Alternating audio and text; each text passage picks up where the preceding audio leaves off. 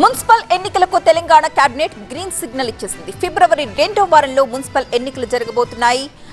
ప్రభుత్వం ఈ మేరకు నిర్ణయం కూడా తీసుకుంది. జిల్లాల పునర్విభజనకు రిటైర్డ్ జడ్జితో కమిషన్ వేయాలని కేబినెట్ నిర్ణయం తీసుకుంది. సీఎం రేవంత్ రెడ్డి అధ్యక్షతన మేడారంలో జరిగిన కేబినెట్ సమావేశంలో మొత్తంగా 18 అంశాలపై చర్చ జరిగింది. సమ్మక్క సారలమ్మ మహాజాతర నేపథ్యంలో ములుగు జిల్లా మేడారంలోని హరిత హోటల్లో సీఎం రేవంత్ రెడ్డి అధ్యక్షతన రాష్ట్ర మంత్రివర్గం సమావేశమైంది.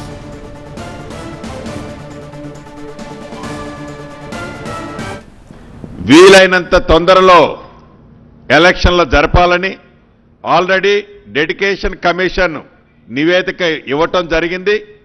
దాని ప్రకారం 2 రోజుల క్రితం రిజర్వేషన్లు కూడా ఫైనలైజేషన్ చేయటం జరిగింది. రాష్ట్ర కేబినెట్ వీటన్నిటి ఆధారంగా 15వ తారీఖు ఫిబ్రవరి 15వ తారీఖు శివరాత్రి ఉంది, 16వ తారీఖు నాడు రంజాన్ ఉంది.